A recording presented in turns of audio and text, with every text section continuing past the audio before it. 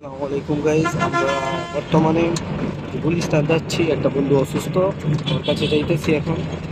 এই গুলিস্তান আপনার মালিবাগের যেই ইএনকে হসপিটাল আছে ওইখানে তার সাথে দেখা করবো এবং সে তার জন্য দোয়া করবেন যে সে যেন তাড়াতাড়ি সুস্থ হয়ে যায়।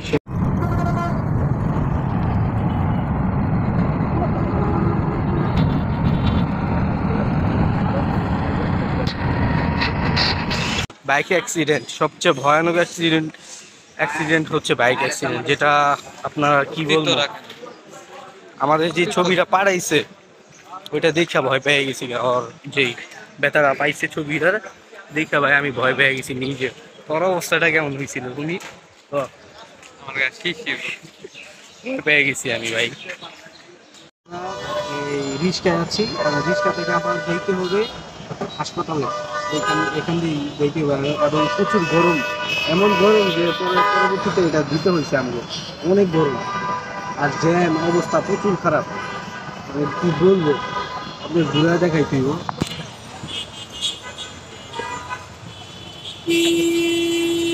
এই যে অবস্থাটা প্রচুর, মানে এমনি ঘুরাইবো আর ঠান্ডা এমনি ঠান্ডা লয়ে যাইব। হ্যাঁ, নেই সমস্যা নেই, এটা তো ওর মোবাইল ভাই, এটা আমার না কিছুই। ফোন দিয়ে যাই।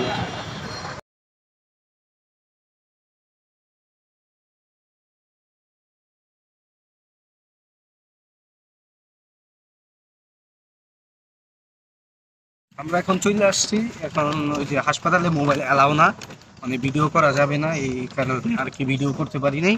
এবং ওর অবস্থাটা ঠিক আছে, মার্শাল্লাহ দিলে ভালো আছে।